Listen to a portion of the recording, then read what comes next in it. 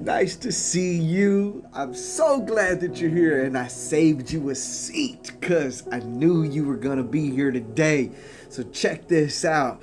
I don't know if you've ever been in love with somebody, but when you are, you passionately want what's the best for those people or that person. So please keep this in mind when you hear this verse. This is James chapter 4 verse 4. It says, "You adulterous people, don't you know that friendship with the world means enmity towards God? Therefore, anyone who chooses to be a friend of the world becomes an enemy of God."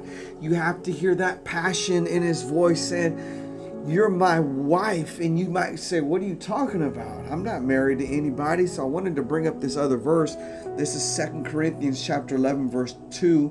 This is what Paul says. He said, "I'm jealous for you with a godly jealousy, because I promised you to one husband, to Christ, so that I might present you as a pure virgin to him." That's why James is talking about you adulterous people, because it's like, hey, you've been married to Christ, and I want you to stay a pure, holy, separated, consecrated virgin. And so here, friendship with the world refers to like adopting the values and the behaviors that are contrary to God's will. That's why in 1 John chapter 2, verse 15 through 16, let the word of God come and just rush over you. The word of God says, "Do not love the world or the things in the world. If anyone loves the world, the love of the Father is not in him. For all that is in the world, the desires of the flesh, the desires of the eyes, the desires and the pride of life, it is not from the Father, but from the world." And Romans 12:2 says, "Don't be conformed to the pattern of this world, but be transformed by the renewing of your mind."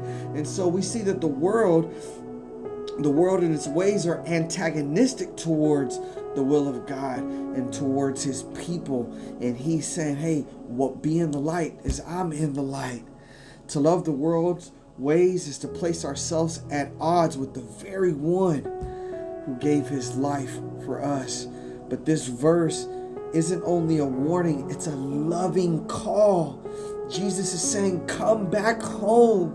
God doesn't want just part of us. He wants all of us, right? Because we're married to him. His arms are open wide, not to condemn, but to restore you, faithful, loving child.